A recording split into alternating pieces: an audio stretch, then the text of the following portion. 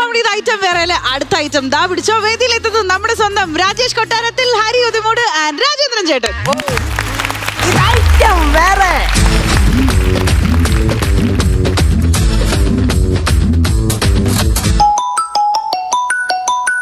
കൊള്ളാം. കല്യാണത്തിന് വന്നില്ല, എന്നിട്ട് അവൻ കിടന്ന് വിളിക്കുക. ഇവിടുത്തെ വിശേഷം അറിയാൻ വേണ്ടിയായിരിക്കും. എന്തോടാ ശിവേ? ഹലോ ഡാ. പറയടാ, എന്തുകൊണ്ടാ വിശേഷം? എന്തൊക്കെയായി? നിന്നെ ഞാൻ കല്യാണം വിളിച്ചില്ല. നീ എന്നിട്ട് എന്താ കല്യാണത്തിന് വരാന്നേ? നീ എന്നെ വിളിച്ചില്ലല്ലോ. വിളിച്ചില്ലെങ്കിലും കല്യാണത്തിന് വരണമെന്ന് അറിയത്തില്ലയോ? പണ്ട് നമ്മൾ എത്രയോ കല്യാണത്തിന് വിളിക്കാതെ പോയിട്ടുണ്ടോ? അതുപോലെ നീ കയറി വന്നാൽ പോരായിരുന്നു. എന്ന് പറഞ്ഞ അങ്ങനെ പോകാനിരിക്കുവന്ന് ഞാന്. ഉടനെ അങ്ങനെ വന്നാ പറയുന്നത്.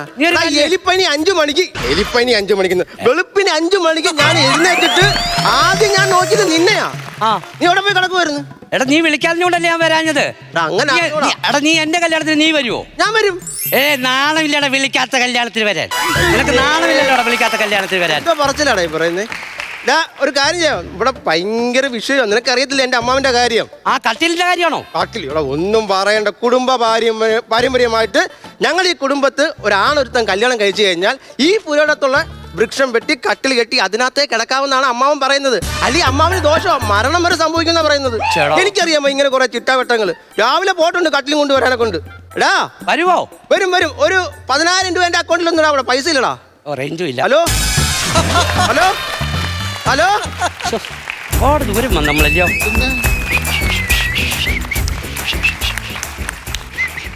ജയിച്ചേട്ടൻ ചൂള പഠിച്ച് നല്ല സൗണ്ട്. ഒന്നടിച്ചേ.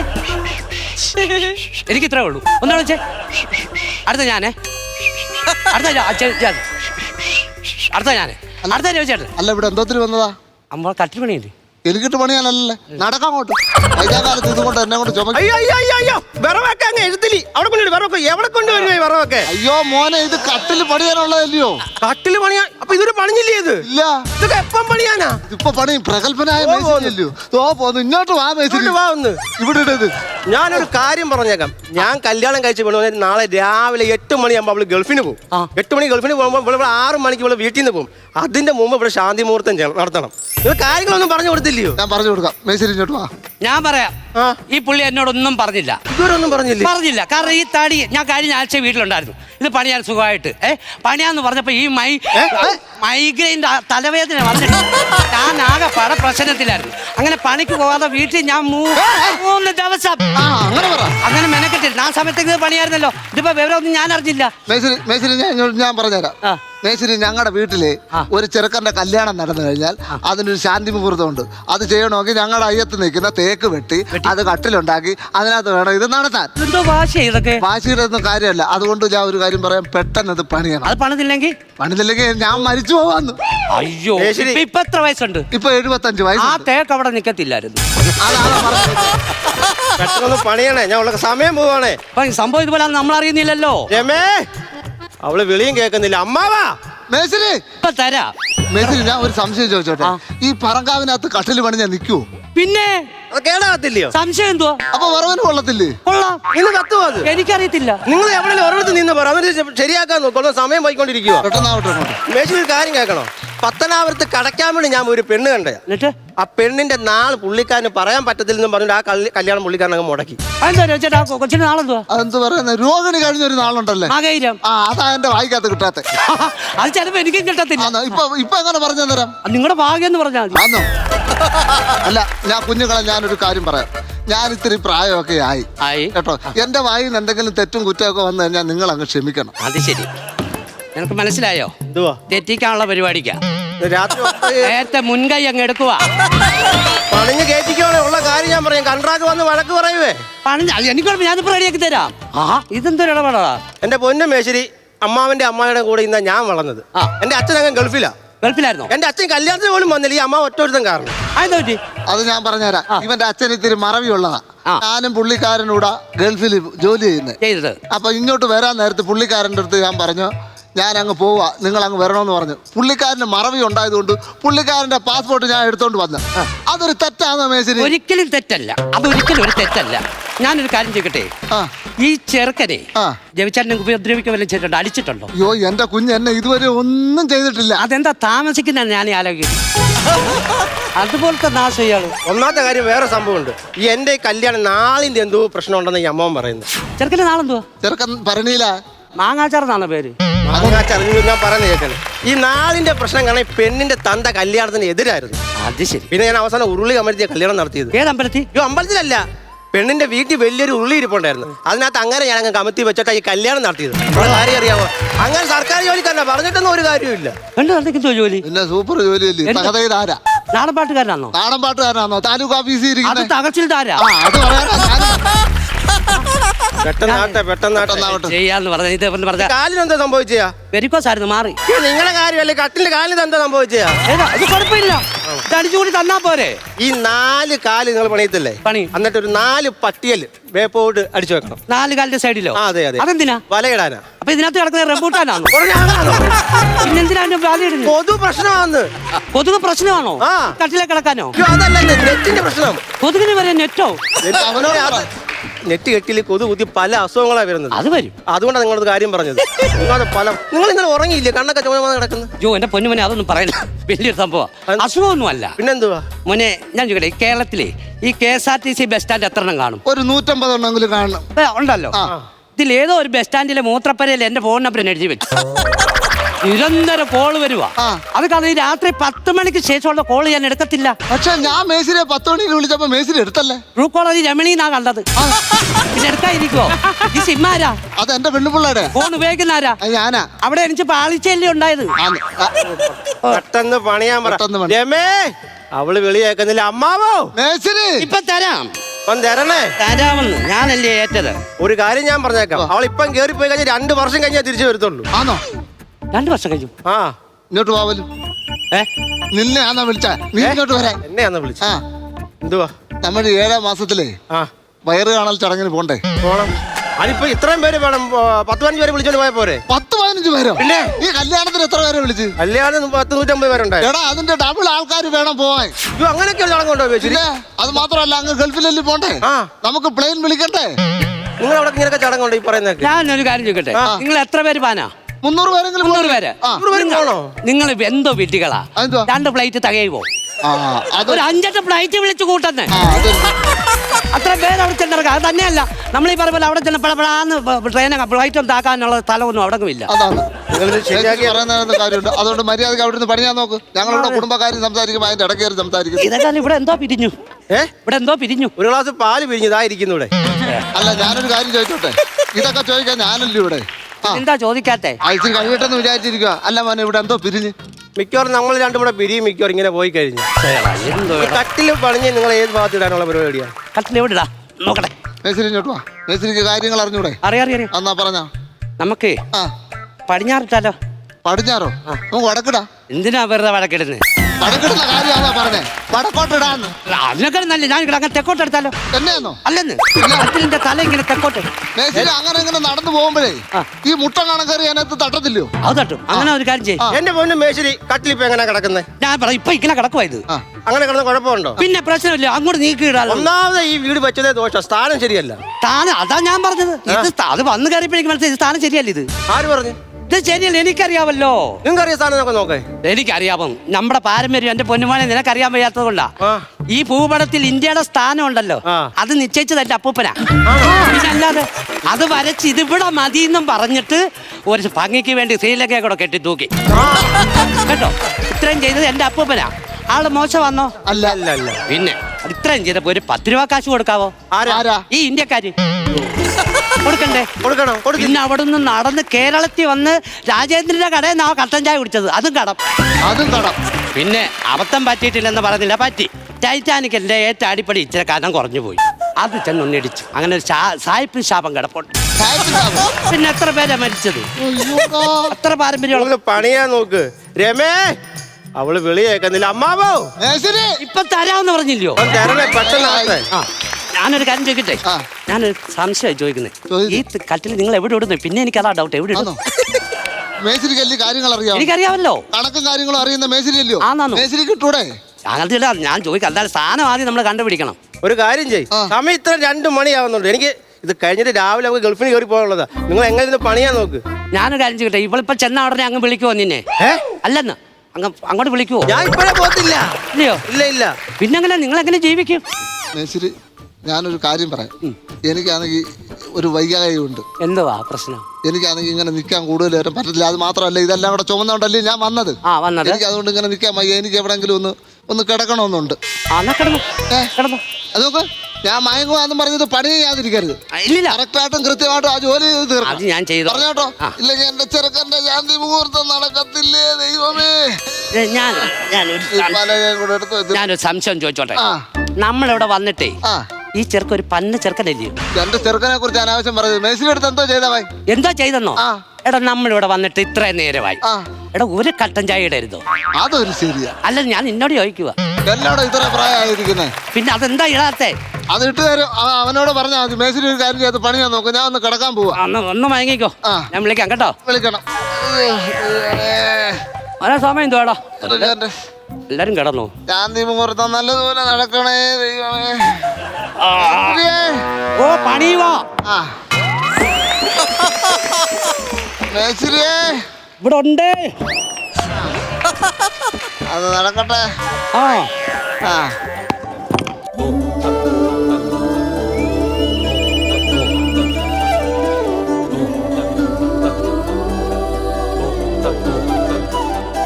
മേശിരി എന്തുവായി?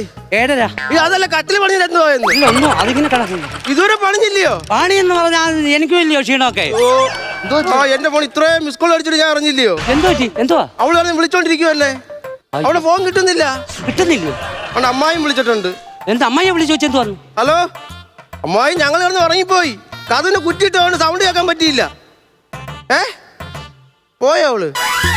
നിങ്ങൾ എന്തൊരു മേശിരി ഇത്? നേരം പണിയാൻ അവള് നേരം കയറി പോയില്ലയോ? നിങ്ങൾ പൈസ തരുന്നില്ലയോ? ഒരാഴ്ച മുമ്പ് നിങ്ങൾ കാര്യം പറഞ്ഞില്ല, ശരിയാക്കി തരണമെന്ന് പറഞ്ഞോണ്ട് ഗൾഫിന് പോയോ? ഗൾഫിന് പോയില്ലയോ?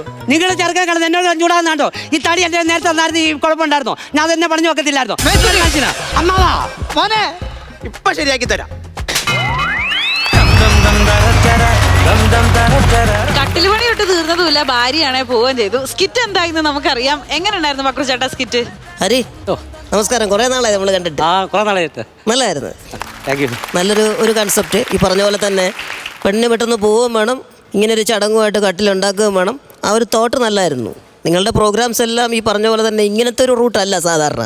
എല്ലാ സ്കിറ്റുകളും നല്ല പടപടാന്ന് കൗണ്ടറുകളും കാര്യങ്ങളും ഒക്കെ ആയിട്ട് എനിക്ക് രാജേഷൊക്കെ അവിടെ അങ്ങനെ ഇരുന്ന് പോയ പോലെ തോന്നി. ഒന്നും ചെയ്യാനില്ലാത്തതുപോലെ ചില കളിക്കാർ വന്നിട്ട് കളിക്കാൻ പറ്റാതെ ബോൾ കിട്ടാതെ കാത്തിരിക്കുന്ന പോലത്തെ ഒരു സംഭവം തോന്നി. പിന്നെ കുറച്ചൊക്കെ അവിടെ ഇവിടെ ആയിട്ട് കുറേ മിസ്സിങ്. നിങ്ങൾ സ്ഥിരം നിങ്ങളുടെ ഒരു റൂട്ടുണ്ടല്ലോ 1 by 1 ആയിട്ട് കൗണ്ടറുകളുടെ പ്രളയമായിരിക്കും നിങ്ങളുടെ ഇതിൽ അങ്ങനത്തെ ഒരു സംഗതി വന്നിട്ടില്ല. ത്രെഡ് കൊള്ളാം, അതിലേക്ക് എന്തെങ്കിലുമൊക്കെ കൂടെ ഉണ്ടായിരുന്നെങ്കിൽ എന്നൊരു തോന്നൽ മാത്രമേ ഉള്ളൂ. ബാക്കി ഓക്കെയാണ്. താങ്ക് യു ചേട്ടാ. നസീറിക്ക പോലെ അത് തന്നെയാണ് എനിക്കും പറയാനുള്ളത്. നല്ല കണ്ടൻ്റായിരുന്നു. കാര്യം അത് തറവാട്ടിലെ ഒരാഗ്രഹമാണ്. അവനവൻ്റെ പറമ്പിൽ നിന്ന് തന്നെ ഒരു മരം വെട്ടി അതിൽ കട്ടിൽ കൂട്ടി അതിൽ ശാന്തി മുഹൂർത്തം നടന്നു. ആ സാധനമൊക്കെ നല്ലതായിരുന്നു. പക്ഷേ എന്തോ ഒരു അടുക്കും ചിട്ടയില്ലാത്ത ഒരു രീതിയായി പോയി. സാധാരണ നിങ്ങളുടെ സ്കിറ്റുകളിൽ അങ്ങനെ ഒരിക്കലും സംഭവിക്കാറുള്ളതല്ല. ഇതെന്തോ മൊത്തത്തിലൊരു ഒരു കുഴച്ചിൽ പോലെ ഫീൽ ചെയ്തു. സാധനം നല്ലതായിരുന്നു. ഉള്ള കൗണ്ടറും നല്ല വൃത്തിയുള്ള കൗണ്ടറുകളായിരുന്നു. പറഞ്ഞിരിക്കുന്ന കൗണ്ടറുകളെല്ലാം നല്ല കൗണ്ടറുകളായിരുന്നു. എങ്കിൽ പോലും അതിൻ്റെ അകത്ത് എന്തോ ഒരു ചേർച്ചക്കുറവ് പോലെയൊക്കെ അവിടെ ഇവിടെയൊക്കെ ഫീൽ ചെയ്തു. സാരമില്ല, അടുത്ത പ്രാവശ്യം നന്നാക്കി എടുക്കുക എന്നാൽ നിങ്ങളോട് പറയാൻ പറ്റുള്ളൂ. കാര്യം നിങ്ങൾ നന്നാക്കിക്കൊണ്ടിരിക്കുന്നവരാണ്. ചില സമയങ്ങളിൽ ഇതേപോലെ നമുക്ക് പാകപ്പിഴകളൊക്കെ അവിടെ ഇവിടെയൊക്കെ സംഭവിക്കാം. എന്തിയാ സുജിത്ത് എന്ത് ചെയ്യും? സുജിത്തിന് പനിയായോണ്ട് ആണല്ലേ. Okay, all the best. വലിയ കുഴപ്പം ഉണ്ടായിരുന്നില്ല. എനിക്ക് തോന്നണത് ഈ തമാശകളുടെ ഒരു കുറവ് അവിടെ ഇവിടെയൊക്കെ ഉണ്ടായിരുന്നു തോന്നണം. പിന്നെ അത് തന്നെയല്ല എനിക്ക് തോന്നുന്നത്, നിൽക്കുന്ന 3 പേരും കൂടി പടപടാന്ന് കൗണ്ടറുകൾ പറയുമ്പോഴാണ് നമ്മൾ ഈ പഞ്ചിലേക്ക് ഒക്കെ പോണത്.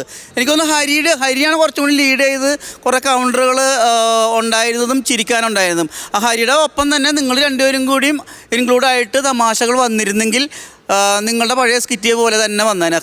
കണ്ടൻറ്റൊക്കെ നല്ല കണ്ടൻറ്റായിരുന്നു. രാജേഷിനൊക്കെ അറിയാമല്ലോ, രാജേഷൊക്കെ പറയുമ്പോൾ തന്നെ അറിയാൻ പറ്റുമല്ലോ. ഇനി പെട്ടെന്ന് തട്ടിക്കൂട്ടിയ സംഭവമാണോ എന്ന് നമുക്കറിയാൻ പാടില്ല, റിഹേഴ്സലിൻ്റെ കുറവാണോ എന്ന് അറിയാൻ പാടില്ല. പക്ഷേ നിങ്ങൾ 3 പേരും വരുമ്പോൾ 3 പേരിൽ നിന്നും അതിമനോഹരമായ കൗണ്ടറുകൾ ഉണ്ടായിരുന്നു.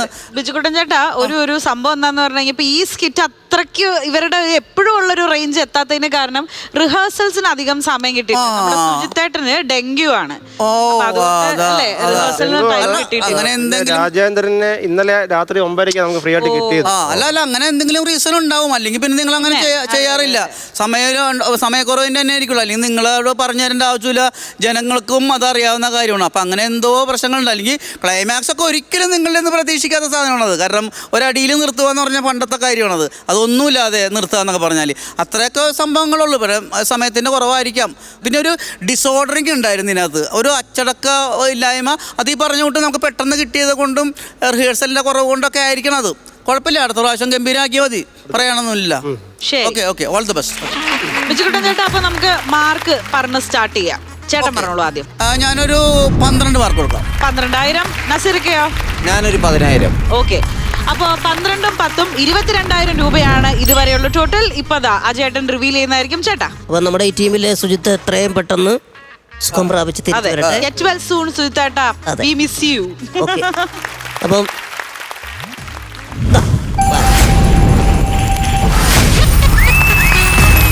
40,000 ഈ സ്കിച്ചിനായിട്ട് നിങ്ങൾ നേടിയിരിക്കുന്നത്. ഫ്ലവേഴ്സ് കോമഡി ഐറ്റം വേറെ വേദിയിൽ ഇനി ഒരു വെറൈറ്റി ഐറ്റം ആണ് വരാൻ പോകുന്നത്.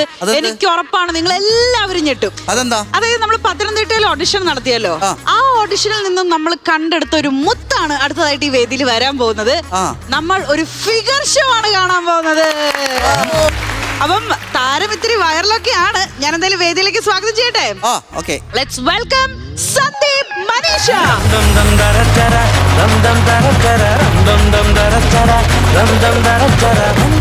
ഹലോ സന്ദീപ് ഏട്ടാ, welcome to Flowers comedy item വേറെ. എവിടെ നിന്നാണ് മനീഷ ഏട്ടാ വരുന്നത്? ഞാൻ കൊല്ലം ജില്ലയിൽ ഐവറികാട് നിലയ്ക്കൽ നിന്നാണ് വരുന്നത്. ഓക്കെ ഓക്കെ, ഇപ്പോൾ പട്ടാഴി നിന്നാണ് വരുന്നത്. എന്താ ചെയ്യുന്നത് ചേട്ടൻ? ഞാൻ ഇപ്പോൾ പട്ടാഴി ചെളിക്കുഴി എന്ന് പറഞ്ഞ സ്ഥലത്താണ് വരുന്നത്. പട്ടാഴിയിലാണ് സ്ഥലം. ഓക്കെ ഓക്കെ, എന്ത് ചെയ്യുന്നു ചേട്ടൻ? ഞാൻ ഓട്ടോ ടാക്സി ഓടുന്നു. പ്രോഗ്രാം ഉള്ളപ്പോൾ പ്രോഗ്രാമിന് പോകുന്നു. അപ്പൊ ആ പ്രോഗ്രാം കാണാനായിട്ടാണ് നമ്മൾ എല്ലാരും കാത്തിരിക്കുന്നത്. ഞാൻ പറഞ്ഞിട്ടുണ്ട് നമ്മൾ എല്ലാരും ഞെട്ടിക്കുന്നത്. അപ്പൊ ഞെട്ടിക്കാൻ തയ്യാറായിക്കോളൂ ചേട്ടാ. All the best. ഓക്കെ. ജീവിതമെന്ന മഹാസമസ്യയുടെ പൊരുളെറിഞ്ഞ തഥാഗതനെ പോലെ നൂറ്റാണ്ടിനും അപ്പുറത്തേക്കു നീളുന്ന ഉൾക്കാഴ്ചയുടെ കരുത്തുമായി ഈ ജനതയ്ക്ക് ഭരണഘടനയുടെ തണലേകിയ മഹാനുഭാവൻ, the ever time intellectual legend of Indian social life, Baba Saheb Ambedkar.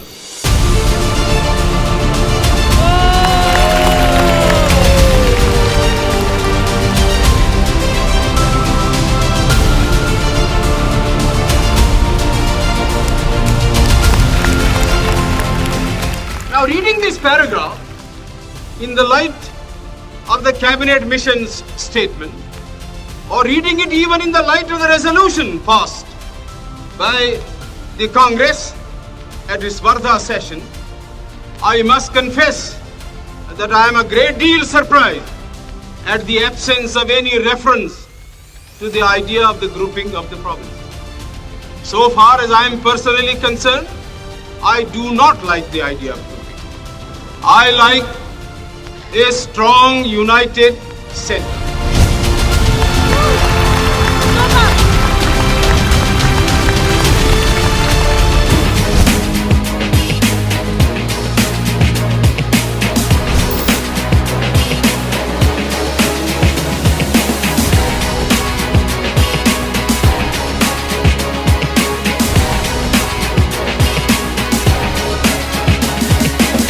സ്വാമി വിവേകാനന്ദൻ.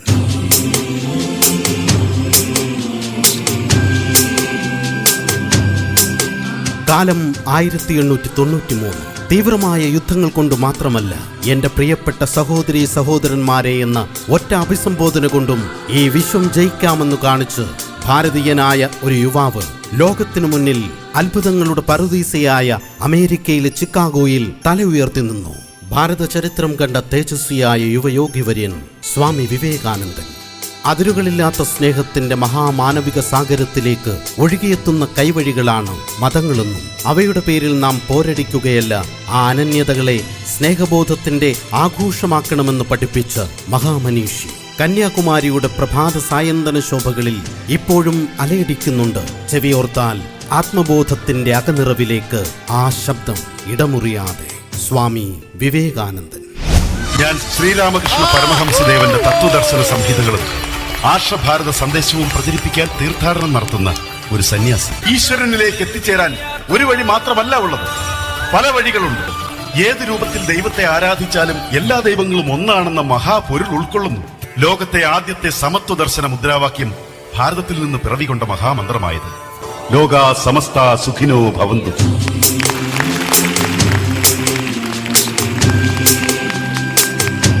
അടിപൊളി അടിപൊളി.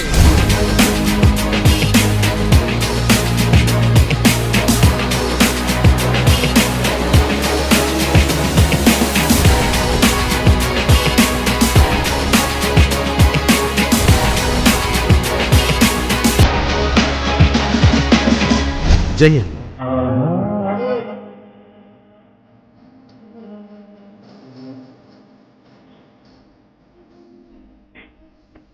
സുവർണ താരകങ്ങൾ നിറഞ്ഞു നിൽക്കുന്ന മലയാളത്തിന്റെ താരാകാശത്തേക്ക് ഒരു ഇടിമുഴക്കമായി പുരുഷാകാര സൗന്ദര്യത്തിന്റെ പൂർണ്ണതയായി കടന്നുവന്ന കൊല്ലം തേവള്ളി സ്വദേശിയായ റിട്ടയർഡ് പട്ടാളക്കാരൻ ഓലയിൽ കൃഷ്ണൻ നായർ. ഉല്ലാസപ്പൂത്തിരികൾ കണ്ണിലണിഞ്ഞവളെ, ഉന്മാദത്തേനലകൾ ചുണ്ടിലണിഞ്ഞവളെ. അണു ഓരോന്നിലും സാഹസിക കാഴ്ചയുടെ പ്രകമ്പനങ്ങൾ ഒരുക്കി അയാളെ ചലച്ചിത്രപ്രേമികൾ ആവേശത്തോടെ ആരാധനയോടെ വിളിച്ചു ജയൻ.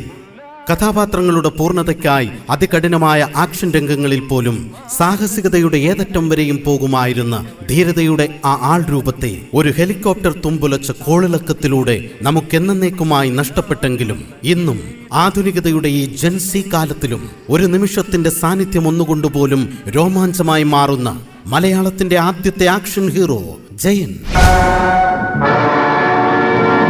എന്റെ ജീവന് 10,000 രൂപ വിലയുള്ളെങ്കിൽ എനിക്ക് വേണമെന്നില്ല.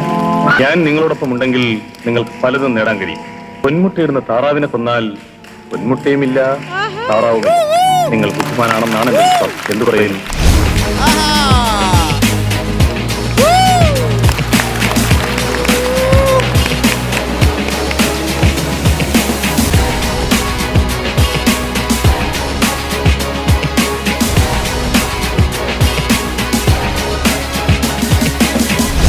സുകുമാരൻ. കാട്ടുകുറിഞ്ഞി പൂവും ചൂടി സ്വപ്നം കണ്ടു മയങ്ങും പെണ്ണ്. നായകനായും സഹനായകനായും പ്രതിനായകനായും ഒരുപോലെ പ്രതിഭ കൊണ്ട് വിസ്മയിപ്പിച്ച നടൻ. സംഭാഷണ ശൈലിയുടെ അളവഴകുകൊണ്ട് പകരങ്ങളില്ലാത്ത പകർനാട്ടങ്ങൾ സമ്മാനിച്ചു കടന്നുപോയ നടനകലയുടെ സുകുമാരഭാവം. സുകുമാരൻ 70കളിലെയും 80കളിലെയും മലയാള സിനിമയിലെ നിഷേധിയും തന്റേടിയുമായ പുരുഷ കഥാപാത്രങ്ങൾക്ക് അയാളുടെ നിറപ്പകർച്ചയായിരുന്നു. തിരക്കാഴ്ചകളിൽ തന്റെ സാന്നിധ്യം കൊണ്ട് ആസ്വാദനത്തിന്റെ തനിമയൊരുക്കിയ അനുഗ്രഹീത പ്രതിഭ. കാലയവനികയ്ക്കുള്ളിൽ മറഞ്ഞെങ്കിലും വീണ്ടും വീണ്ടും കാണാൻ കൊതിക്കുന്ന രൂപനടന സൗഭഗം സുകുമാരൻ.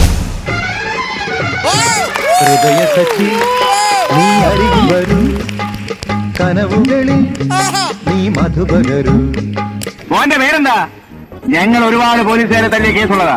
പലതവണ ജയിലിലും പോയിട്ടുണ്ട്. മര്യാദയ്ക്ക് പറഞ്ഞാൽ മതി കയറും. ഈ വിരട്ടൊന്നും വേണ്ട.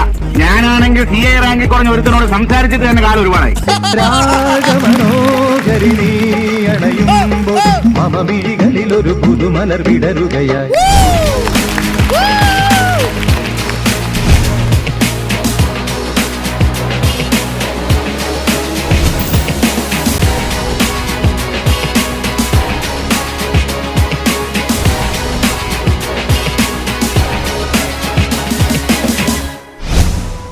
വേൽമുരുക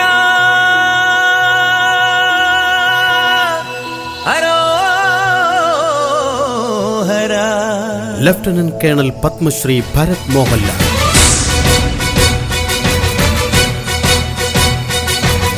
തിരനോട്ടം എന്ന ചിത്രത്തിലൂടെ ഒരു ചെറുപ്പക്കാരന്റെ സിനിമയിലേക്കുള്ള കാൽവയ്പ് മലയാള സിനിമയിലെ തന്നെ നാഴികക്കല്ലായി മാറി. അരനൂറ്റാണ്ടടുക്കുന്ന അഭിനയ പകർച്ചകളിൽ എവിടെയും ഒരിക്കൽ പോലും മടുപ്പിക്കാതെ പുതുമകളിൽ പുതുമ തേടുന്ന മലയാളത്തിന്റെ മഹാനടൻ, ദ കംപ്ലീറ്റ് ആക്ടർ മോഹൻലാൽ. വില്ലനായി തുടങ്ങി സഹനടനായി നായകനായി ചലച്ചിത്ര ചക്രവാളത്തിന്റെ അതിരുകളില്ലാത്ത അഭിനയ വിസ്മയങ്ങൾക്ക് ഉടലും ഉയരും പകർന്ന മഹാപ്രതിഭ. കൺവെൻഷണൽ ആക്ടിങ്ങിന്റെ പഴയ നിയമങ്ങളും പുതിയ നിയമങ്ങളും തച്ചുടച്ച് സ്വയം അഭിനയക്കരുത്തിന്റെ സർവകലാശാലയായി മാറി ദേശഭാഷകൾ കടന്ന് ലോക സിനിമയുടെ ചരിത്രത്താളുകളിൽ നാരായമമർന്നു കോറിയ പേരുകളിൽ നക്ഷത്രത്തിളക്കത്തോടെ നമ്മുടെ ലാലേട്ടൻ.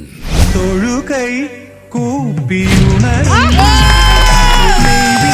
പ്രഭകളിൽ തുളസിപ്പൂ ചൂടും നിന്റെ കനക വിഗ്രഹം കണ്ടു കളഭ കുങ്കുമം കണ്ടു ഞാൻ. Good evening, Mrs. Prabha Narendran. Okay. Hello, Prem Krishna. I am Narendran. And this is Mrs. Prabha Narendran. പറഞ്ഞോട്, ഞാൻ നിന്റെ ഭർത്താവാണെന്ന് പറയാൻ. മധുര മധുരമൊരു നിറപൊലി നുകർന്നു തൊഴുകൈ കൂപ്പിയുണരും.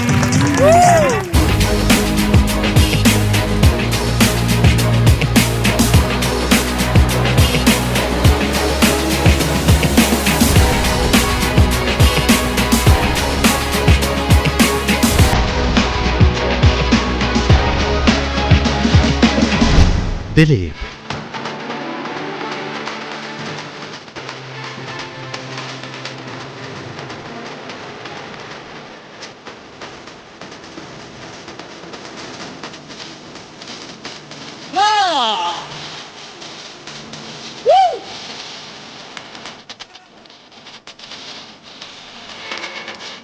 അനുകരണ കലയിലൂടെ കടന്നുവന്ന് കോമഡി കാസറ്റുകൾ തരംഗമായിരുന്ന കാലത്ത് സൂപ്പർ ഹിറ്റുകളായ കോമഡി ഷോകളിലൂടെ മലയാളത്തിന്റെ കുടുംബ സദസ്സുകളിലേക്ക് ചിരിയുടെ പുത്തൻ മന്ത്രങ്ങളുമായി കടന്നുവന്നൊരു ചെറുപ്പക്കാരൻ. കണ്ണീർ മഴയത്ത് ഞാനൊരു ചിരിയുടെ കുട ചൂടി.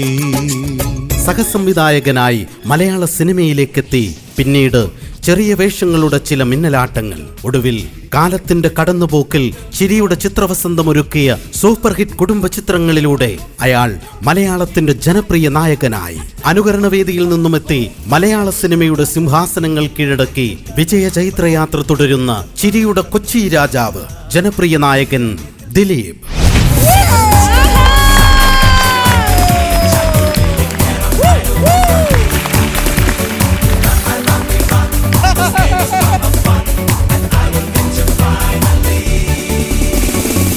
அன்னைக்கு நீங்க என்கிட்ட என்ன கேட்ட? சிஎம் காப்பாற்ற முடியுமா? முடியும். ஏன் தெரியுமா?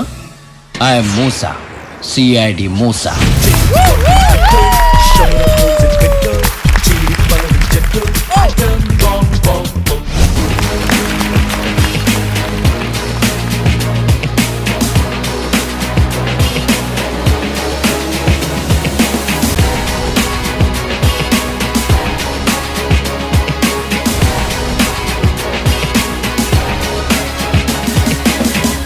ഹൈദർ മരക്കാർ.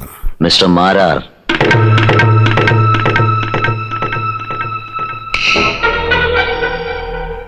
നീയോ? നീ ജയിലിനകത്ത് എങ്ങനെ ഇറങ്ങിയെന്നായിരിക്കും. ജയിലിന്റെ ഒരു വാതിലും ഹൈദറുടെ മുമ്പിൽ തുറക്കാതിരുന്നിട്ടില്ല. 1993 ജോഷിയുടെ സംവിധാനത്തിൽ പുറത്തിറങ്ങിയ മമ്മൂട്ടി ചിത്രം ധ്രുവം ചലച്ചിത്ര പ്രേമികൾക്കിടയിൽ പുത്തൻ ചർച്ചകൾക്ക് വഴിയൊരുക്കി.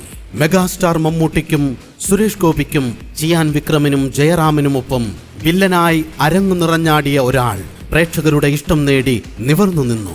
കന്നഡ തെലുഗു താരം ടൈഗർ പ്രഭാകരൻ. അതുവരെ കണ്ട വില്ലൻ വേഷങ്ങളുടെ മാനറിസങ്ങളിൽ നിന്നും തികച്ചും വ്യത്യസ്തമായിരുന്നു ഷമ്മി തിലകന്റെ ശബ്ദത്തിന്റെ അകമ്പടിയോടെയുള്ള ആ സ്റ്റൈലിഷ് വില്ലനിസം.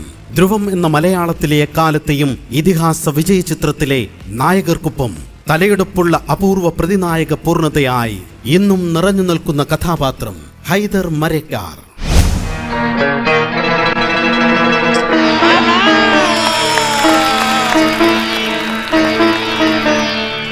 നീ കെട്ടിത്തൂക്കിയാലും ഞാൻ ചാവില്ല. നിന്നെ തൂക്കിക്കൊല്ലാൻ എനിക്ക് ആരുടെ അനുവാദം വേണ്ട, നിന്റെ പോലും. പക്ഷെ എന്നെ കൊല്ലണമെങ്കിൽ എന്റെ അനുവാദം വേണം. ഒരിക്കലും ഞാൻ അകത്തായിരിക്കുമെന്ന് നീ കരുതണ്ട. ആയുസിനു വേണ്ടി ഉറച്ചു പ്രാർത്ഥിച്ചു.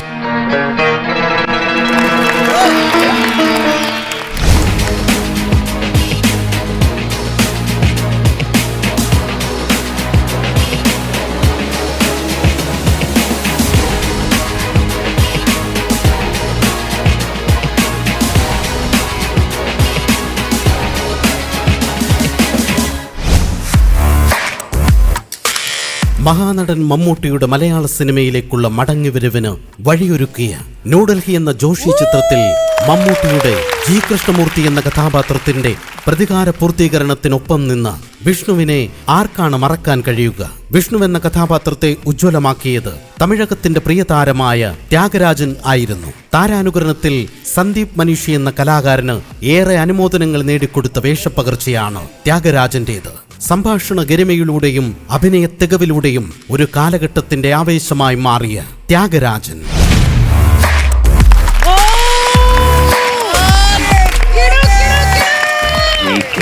ஜி கிருஷ்ணமூர்த்தி வணக்கண்ணே. ரொம்ப கேள்விப்பட்டிருக்கேன். विष्णु नटराज विष्णु मगर 1 लाख के लिए नहीं 5 लाख के लिए प्रोसिक्यूशन को गलती हो गया.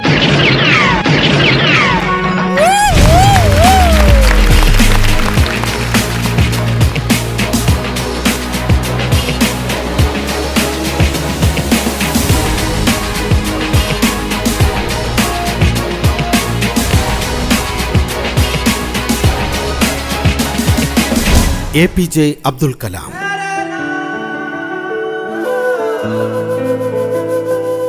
വാഴ്വിന്റെ അർത്ഥങ്ങളെ ആകാശത്തോളം പിന്തുടർന്ന് കീഴടക്കാൻ അഗ്നിച്ചിറകുകൾ ധരിക്കൂ എന്ന് വരുംകാല ജനതയ്ക്ക് എന്നും ആവേശം പകർന്ന മഹാമനുഷ്യൻ. രാമേശ്വരത്തിന്റെ കടലോരത്തു നിന്ന് ആകാശാതിരുകളെ ചുംബിച്ച താരാഗണങ്ങളോളം തന്റെ സ്വപ്നങ്ങളെ വിന്യസിച്ച് ഭാരതത്തിന്റെ പ്രഥമ പൗരനായി മാറിയ യുഗപ്രഭാവൻ. ഉറങ്ങുമ്പോൾ കാണുന്നതല്ല, വിജയപ്രാപ്തിക്കായി നമ്മെ ഉറങ്ങാൻ അനുവദിക്കാത്തവയാണ് സ്വപ്നങ്ങളെന്ന് സന്ദേശം നൽകി സ്വജീവിതം കൊണ്ട് മാതൃകയായ the missile man of India, the ever-time living motivation to all success seekers, Dr. APJ Abdul Kalam.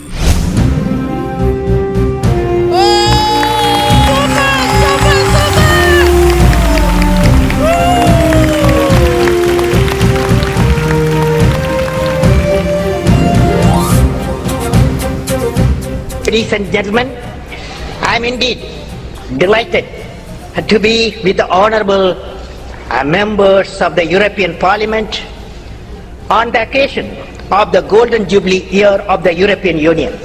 I am reminded of the dream of an Indian poet, Kaniyan Pungundranar, who articulated in 3000 years back in Tamil classic Purananur. He says, Yadum Ure Yavarum Kelir, which means I am a world citizen. Every citizen is my own kith and kin, he said 3000 years back. As we say in India, where there is righteousness in the heart, where there is righteousness in the heart, there is beauty in the character. When there is beauty in the character, there is harmony in the home. When there is harmony in the home, there is harmony, there is an order in the nation. When there is order in the nation, there is peace in the world.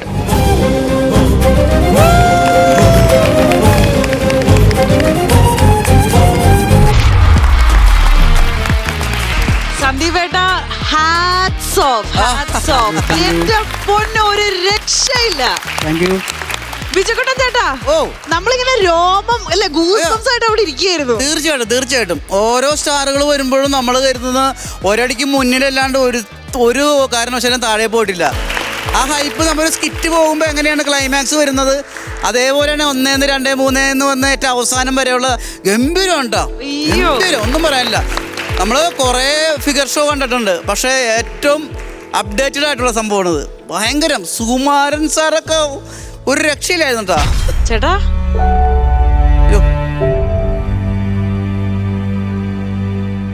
ചേട്ടാ, ഈ ഒരു appreciation ചേട്ടൻ totally deserve ചെയ്യുന്നുണ്ട്. കാരണം ചേട്ടന്റെ ഇത്രയും എഫേർട്സിന് ഒരു വലിയ കൈയടി. അല്ല, ഇത് അർഹതപ്പെട്ട കാര്യമാണ് പറയണേട്ടാ. സത്യം ചേട്ടാ, ഞാൻ അവിടെ എഴുന്നേറ്റ് നിന്ന് പോയി. അത്രയ്ക്ക് അടിപൊളിയായിരുന്നു. അല്ല സന്ദീപ്, ഞാൻ അങ്ങോട്ട് വരട്ടെ പ്ലീസ്. ബിജുക്കുട്ടൻ ചേട്ടാ, വായോ വായോ.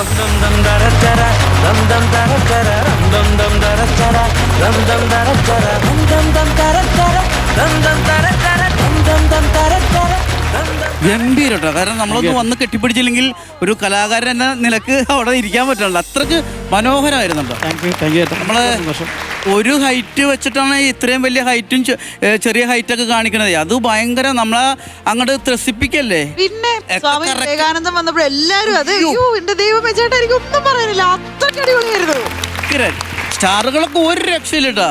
താങ്ക് യു, സന്തോഷം. ചേട്ടനെ പോലുള്ള ഒരാള്. അല്ല, ഇതൊക്കെ തന്നെയാണ് അവിടെ ഇരിക്കുന്നതായിരിക്കും പറയാനുള്ളത്, കാണുന്ന ആൾക്കാർക്കും പറയാനുള്ളത്. ഞാൻ ആദ്യമായിട്ടാണ് ഫ്ലവേഴ്സ് TV-ൽ ഒരു പെർഫോം ചെയ്യുന്നത്, അത് ലൈവായിട്ട്. അപ്പോൾ അത് ഭയങ്കര സന്തോഷം. ചേട്ടൻ്റെ കമൻസ് കേട്ടപ്പോഴേ എൻ്റെ കണ്ണ് നിറഞ്ഞത്. ഞാൻ ഒരുപാട് പേര് കളിയാക്കിയിട്ടുണ്ട് ഫിഗർ ചെയ്യുന്നതിന്. നീ പിന്നെ ഇത്ര നന്നായിട്ട് ചേട്ടൻ ആരാ കളിയാക്കിയത്? ഒരുപാട് പേര് കളിയാക്കുന്നുണ്ട്. പിന്നെ ഞാൻ ജയനൊക്കെ ചെയ്തില്ലേ, ജയനൊക്കെ ചെയ്യുമ്പോൾ ഒരു എക്സ്പ്രഷൻ കൊണ്ടും അല്ലെങ്കിൽ ഒരു കോസ്റ്റ്യൂമിൻ്റെ ഇതെല്ലാം കൊണ്ടും കൊണ്ട് പിടിച്ചിരിക്കും. പക്ഷെ ജയനെ കുറിച്ച് പറയുമ്പോൾ നല്ല ഹൈറ്റും സാറ് ചേട്ടൻ പറഞ്ഞ പോലെ അതെ, അതിനെ കുറിച്ച് പറയുമ്പോൾ ജയന്റെ കുഞ്ഞാന്നോ പിന്നെ എന്തിനാണ് ജയൻ അങ്ങനെ ഒന്നും തോന്നിച്ചിട്ടില്ല. നമ്മള് അങ്ങനെയൊക്കെ പറഞ്ഞിട്ടുണ്ട്, ഒരുപാട് കമന്റ്. ചേട്ടന്റെ ബോഡിയിലെ ആറ്റിറ്റ്യൂഡ് ഉണ്ട്, മുഖത്ത് ആ എക്സ്പ്രഷൻ ക്യാരി ചെയ്യുന്നുണ്ട്. അവിടെ ഇരുന്നിട്ട് ഞങ്ങൾക്ക് കണ്ടു ആദ്യം തന്നെ വന്ന് പറയാനുള്ള കാര്യം അത് തന്നെയാണ്. കാരണം ജയൻ വരുന്ന വെച്ചാൽ ജയൻ സാറ് തന്നെ വന്നിട്ടാണ്. അതല്ല, ഭയങ്കര കണ്ണുകൊണ്ടൊക്കെ കാണിക്കുന്ന ഒരു സംഭവം ഉണ്ടായിരുന്നു. ഫിഗർ മാത്രമല്ലായിരുന്നു, ജയൻ വന്നിട്ട് അവസാനം ഒരു നോട്ടം നോക്കിയതുണ്ടായിരുന്നു. അതെ, അത് ദിലീപേട്ടന്റെ ഒക്കെ ചേട്ടൻ ഗ്ലാസസ് വെച്ചിട്ടുണ്ടെങ്കിലും ഉണ്ടല്ലോ, ആക്ഷൻസ് കൂടെ ശരിക്കും CID മൂസയില് ദിലീപേട്ടന്റെ അതുപോലെ ടിറ്റോ. ചേട്ടാ ഞെട്ടിയില്ലേ? പിന്നെ എനിക്ക് ഭയങ്കരമായിട്ട് ഇഷ്ടമായിട്ടോ. ഞങ്ങള് കുറേ ഫിഗർ ഷോ ഒക്കെ ഇങ്ങനെ കണ്ടിട്ടുണ്ട്. പ്രോഗ്രാമുകൾക്ക് നമ്മുടെ കൂട്ടത്തിൽ ഇത്തരത്തിലുള്ള പെർഫോമൻസ് നമ്മുടെ സ്റ്റേജ് പരിപാടികളിലൊക്കെ നമ്മൾ ആഡ് ചെയ്യാറുണ്ട്. ഇങ്ങനെ ഇത്തരം ഫിഗർ ഷോസ് ചെയ്യുന്ന കലാകാരന്മാരോട് ഭയങ്കര ഇഷ്ടമാണ്, ബഹുമാനമാണ്. എനിക്കിതിൽ തോന്നിയത് സന്ദീപ് ഇതിൽ ഒരുപാട് മുന്നൊരുക്കങ്ങൾ നടത്തിയിട്ടുണ്ട്. പ്രത്യേകിച്ച് ഇവരുടെ എല്ലാം ശബ്ദങ്ങൾ ലാസ്റ്റ് ചെയ്ത കലാം സാറിനെ വരെ, അദ്ദേഹത്തിൻ്റെ വരെ ശബ്ദം അതെല്ലാം എടുത്ത് ആ ഓഡിയോ എടുത്ത് അത് കറക്റ്റ് ലിപ്പിൽ പ്രസൻറ്റ് ചെയ്യുക. ഇങ്ങനെ ഫിഗർ ഷോ ചെയ്യുന്നവർ അനുകരണത്തെക്കാളൊക്കെ അപ്പുറത്ത് ഇവർക്ക് ചെറിയ സമയം കൊണ്ട് അങ്ങനെ ഒരുങ്ങി വരുന്നു. ആ ആളാണെന്ന് തോന്നിപ്പിക്കാന്നുള്ളൂ, ഒരിക്കലും ആ ആളല്ല. അങ്ങനെ നമ്മൾ ഒരിക്കലും അതിനെ ജഡ്ജ് ചെയ്യരുത്. ചിലപ്പോൾ ജയൻ സാറിനെ ഇമിറ്റേറ്റ് ചെയ്യുന്നവർ എത്രയോ പേരുണ്ട്. അവർ ചിലപ്പോൾ അദ്ദേഹത്തെ മാത്രമേ അനുകരിക്കുള്ളായിരിക്കും. കാരണം അദ്ദേഹം ഇട്ട് വരുമ്പോൾ ഹൈറ്റും ഇതെല്ലാം ഉണ്ട്, ഭയങ്കര സംഭവമായിരിക്കും, ഭയങ്കര രസമായിരിക്കും, കണ്ടാൽ അങ്ങനെ തോന്നിപ്പി. പക്ഷേ ഒരു കലാകാരൻ ഒരു ചെറിയ സമയം കൊണ്ട്, ഒരു ലിമിറ്റഡ് ടൈമിൽ ഒറ്റയ്ക്ക് മേക്കപ്പ് ചെയ്ത് കോസ്റ്റ്യൂംസ് ഇങ്ങനെ പടപടാന്ന് മാറി ഇങ്ങനെ തിരിഞ്ഞു വന്ന് അതാണെന്ന് തോന്നിപ്പിച്ച് കയ്യടി മേടിക്കുക എന്ന് പറയുന്നത് അതൊരു ചെറിയ കാര്യമല്ല, അത് വലിയ കാര്യമാണ്. നല്ല കലാകാരന്മാർക്കേ പറ്റുള്ളൂ. പിന്നെ മറ്റൊരു കാര്യം, സന്ദീപ് ചെയ്ത കലാകാരന്മാർ, ആർട്ടിസ്റ്റുകളെല്ലാവരും ഒരു തരത്തിലും അവരുടെ ബോഡി ലാംഗ്വേജിൽ നമുക്കൊരു അഭംഗി തോന്നിയില്ല. നല്ല നീറ്റായിട്ട് വൃത്തിയായിട്ടാണ് അത് പ്രസൻറ്റ് ചെയ്തിരിക്കുന്നത്. അവരുടെ നടപ്പാണെങ്കിലും അവരുടെ രീതികളാണെങ്കിലും അത് സന്ദീപിൽ ഒതുങ്ങി നിൽക്കുന്ന തരത്തിലാണ് അത് പ്രസൻറ്റ് ചെയ്തത്. അതൊരു ഭയങ്കര പ്ലസ്സാണ്. അത് വളരെ നന്നായിരുന്നു. അതുപോലെ തന്നെ ഇവിടെ ഇരുന്ന ബിജുക്കുട്ടൻ എനിക്കൊന്ന് കെട്ടിപ്പിടിച്ച് ഇത് ചെയ്യണം എന്ന് പറഞ്ഞ് ചേർന്ന് കെട്ടിപ്പിടിച്ച് അത് ഭയങ്കര ഇഷ്ടപ്പെട്ടതുകൊണ്ട്. അല്ല അജി, വേറൊരു കാര്യം കൂടി പറയാ, ഇത് നമ്മൾ ആദ്യമായിട്ട് കാണുന്നല്ല. 25 വർഷത്തിന് മുമ്പ് നമ്മൾ ഗൾഫിൽ കൊണ്ടുപോയിട്ടുണ്ട് അല്ലേ? ഞാനതാണ് കാരണം ഇവൻ ഇവിടുന്ന് അവിടെ വന്നത് കെട്ടിപ്പിടിച്ചൊക്കെ ഇത് ചെയ്തിരിക്കുന്നതിന്റെ പിന്നിലൊരു കുറ്റബോധത്തിന്റെ കഥയും കൂടെ ഉണ്ട്. ഉണ്ട്, അത് ഞാൻ പറയും ബിജു. ഞങ്ങളുടെ കൂടെ ഒരു കലാകാരൻ ഗൾഫിൽ വരിക, ഞങ്ങളുടെ ട്രൂപ്പിൽ ഇതേപോലെ ഫിഗർ ഷോ ചെയ്യാൻ വേണ്ടിയിട്ട്. അവന്റെ ഫിഗർ ഷോ പൊളിച്ചു കളഞ്ഞവനാണ് നിൽക്കുന്നത്. അല്ലല്ല, അത് മനഃപൂർവ്വമല്ല. കാരണം ഇവര് വരുന്നത് നമ്മളെ ഒരൊറ്റ ഷോയേ ഉള്ളൂ. അപ്പൊ അന്നെന്ന് വെച്ചാൽ ഈ മീശയില് മറ്റേ മീശ വെക്കുന്നെന്ന് പറഞ്ഞാൽ ഈ വെളിച്ചെണ്ണ തേച്ചിട്ട് ഉമിക്കിരി വെച്ചിട്ട് ഇങ്ങനെ ഓരോ മോഹൻലാലാണെങ്കിൽ ആ സ്കെച്ചിൽ ഇങ്ങനെ വെളിച്ചെണ്ണ പെട്ടും ഉമിക്കിരി തേച്ചിട്ട് താടി വെച്ചിട്ട് മായ്ക്കാൻ എളുപ്പമാണ്. വെളിച്ചെണ്ണയിൽ ഇത് വെച്ച് കഴിഞ്ഞാൽ ഇങ്ങനെ തൂത്തങ്ങ് വിട്ടങ്ങ് പോക്കോളും. അതുകൊണ്ട് എളുപ്പമാണ്. അതിന് പുള്ളി ഒരു ഡപ്പിക്കകത്ത് നിറച്ച് ഉമിക്കുരിയായിട്ട് വന്നു. ബാക്കി പറ. അല്ല, അത് ഞാൻ എന്റെ പേസ്റ്റ് എടുക്കാൻ മറന്നു. എനിക്കറിയില്ല ഇത് ഉമിക്കിരി വെച്ചാണ് ചെയ്യണെന്നുള്ളത്. അപ്പൊ ഞാൻ പേസ്റ്റ് തപ്പിട്ട് പേസ്റ്റ് കാണാനില്ല. അപ്പൊ ടൂത്ത് പേസ്റ്റ് അപ്പൊ ഞാൻ നോക്കിയപ്പോ എനിക്കറിയില്ല. നമ്മളും പീസൊക്കെ വെക്കണത് ഇങ്ങനെ ഒട്ടിക്കാണല്ലോ ചെയ്യണത്. എനിക്കറിയാനേ പാടില്ല, സത്യമായിട്ട് ഉണ്ടായ കാര്യമാണത്. അപ്പൊ ഞാൻ എല്ലാ ബാഗും നോക്കിയപ്പോ ഇവന്റെ ബാഗിൽ ഈ ഉമിക്കിരി ഇരിക്കണത്. ഞാൻ കരുതി പല്ലിയാക്കാൻ കൊണ്ട് നടന്നെരുതി. ഞാൻ നന്നായിട്ട് പല്ലൊക്കെ തേച്ച് ഞാൻ മിണ്ടിയില്ല ഇവനോട്. അല്ല, ഗൾഫിൽ ഏതെങ്കിലും സൂപ്പർ മാർക്കറ്റിൽ നിന്ന് കിട്ടുമോ പിന്നെ ഉമിക്കരി മേടിക്കാൻ? കിട്ടൂല. അവന്റെ ജീവിതം പോയി, അവൻ ജീവൻ പോയി. അല്ല, മനഃപൂർവ്വം ചെയ്തല്ല, എനിക്കും അറിയാൻ പാടില്ല. അല്ല, ഞങ്ങൾക്കല്ല ആർക്കും അറിയാൻ പാടില്ല ഉമിക്കരി. അതാ ഇവന്റെ ഒരു സീക്രട്ട് ആയിരുന്നത്. പിന്നെ പെട്ടെന്ന് വരണമല്ല സ്റ്റേജില്. ഇപ്പൊ എന്താ എങ്ങനെയാ ചെയ്ത് മീശ? തേയിലയാണല്ലേ? ഓ, ഇനിയെങ്കിലും ബിജുക്കുട്ടൻ ആലോചിച്ചോണ്ടാ, ഇനി എവിടെയെങ്കിലും തേയില കണ്ടാൽ രാവിലെ കട്ടൻ ചായ കുടിക്കണമെന്ന് പറഞ്ഞാൽ അതെടുത്ത് കലക്കി കട്ടൻ ചായ കുടിക്കരുത്. അതൊരു ആർട്ടിസ്റ്റിന്റെ വയറ്റിൽ തലപ്പഴപ്പാണ്. കൊള്ളാം. ഞാൻ ആക്ച്വലി സന്ദീപേട്ടന്റെ പെർഫോമൻസ് ഇൻസ്റ്റാഗ്രാമിൽ ഞാൻ കണ്ടിട്ടുണ്ട്. ആദ്യം വിവേകാനന്ദൻ അദ്ദേഹത്തിന്റെയും അതുപോലെ തന്നെ ഫസ്റ്റ് കാണിച്ച ഡോക്ടർ BR അംബേദ്കർ, ഈ രണ്ടെണ്ണം ഉള്ളത്. കാരണം റീലല്ലേ, ചെറുത് ആരോ ചേട്ടന്റെ ഷോ കണ്ട ആരോ വലിയ കലാകാരൻ എന്നൊക്കെ പറഞ്ഞ് ക്യാപ്ഷൻ കൊടുത്തിട്ട് എടുത്തിട്ടതാ. അപ്പൊ ഇത് ഈ രണ്ട് ഫിഗർ കണ്ട് പിന്നീട് തിരിഞ്ഞു നിൽക്കുന്നതാണ് നമ്മൾ. അവിടെയാണ് വീഡിയോ എൻഡ് ചെയ്യണേ. ഇത് കണ്ടപ്പോൾ എനിക്ക് വിഷമമായി, ഷോ ഇതിന്റെ ബാക്കി കാണാൻ പറ്റിയില്ലല്ലോ എന്ന്. ഇന്നത് ഫുൾ കണ്ടപ്പോൾ സത്യമായിട്ട് എന്റെ മനസ്സ് നിറഞ്ഞു. സന്ദീപേ, പ്രൊഫഷണൽ ട്രൂപ്പുകളിലൊക്കെ ചെയ്യാറുണ്ട്. എത്ര വർഷമായിട്ട് ഈ രംഗത്തുണ്ട്? 18. അത്ര ഉണ്ട്. ഓക്കെ. ലൈവ് ചെയ്തിട്ട് വീട്ടിലാരൊക്കെയുണ്ട്? വീട്ടില് അമ്മയുണ്ട്, 2 പെങ്ങന്മാരുണ്ട്, ഭാര്യ, ഇവിടുത്തെ അമ്മ, മക്കള്, മോള്. മോള് എന്ത് ചെയ്യുന്നു? മോള് 6ാം ക്ലാസ്സിൽ പഠിക്കുന്നു. 6ാം ക്ലാസ്സിലുണ്ട്. ശരി. അപ്പൊ നമുക്ക് എന്തായാലും അവരെ ഇങ്ങോട്ട് വിളിക്കണം അല്ലേ? വലിയൊരു കുടുംബമാണ്, അപ്പൊ അവരെ വിളിക്കണം. അപ്പൊ എന്തായാലും കാര്യം ചെയ്യും, അവരും കേട്ടെ, ഞാൻ അവിടെ പോയിരുന്നോട്ടെ. ഓക്കെ, താങ്ക് യു ചേട്ടാ, thank you. All the very best. അപ്പൊ നമുക്ക് സന്ദീപേട്ടന്റെ ഫാമിലി ഒരുപാട് സ്നേഹത്തോടുകൂടി വേദിയിലേക്ക് സ്വാഗതം ചെയ്യാം.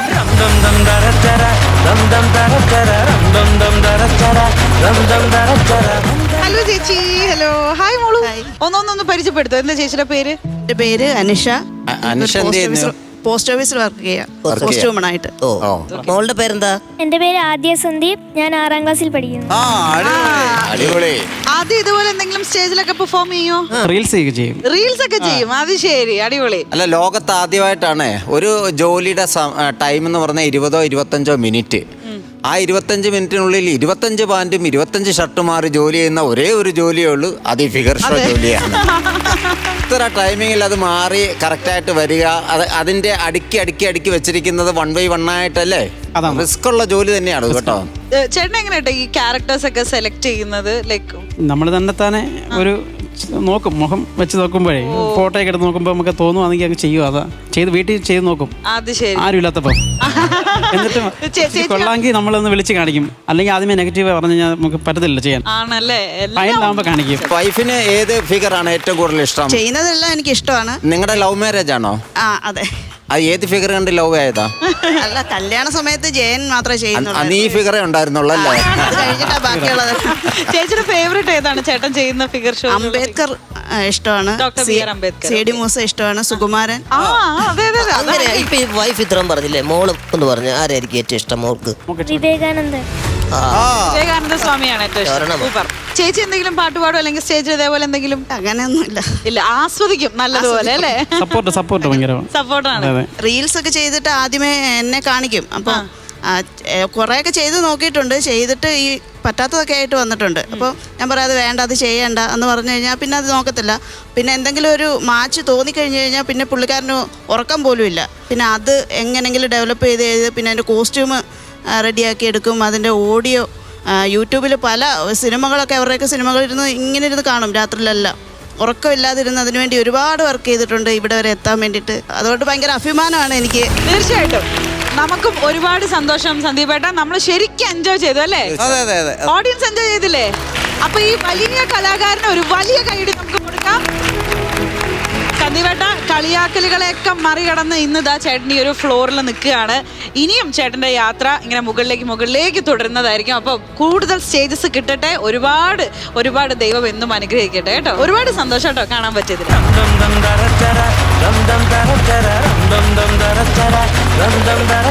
അപ്പൊ ഇന്നത്തെ എപ്പിസോഡ് നിങ്ങൾക്ക് എല്ലാവർക്കും ഇഷ്ടപ്പെട്ടു എന്ന് വിചാരിക്കുന്നു. നമ്മളെല്ലാവരും മദ്യം മറന്ന് ചിരിച്ചു. ഓഡിയൻസ് എൻജോയ് ചെയ്തില്ലേ?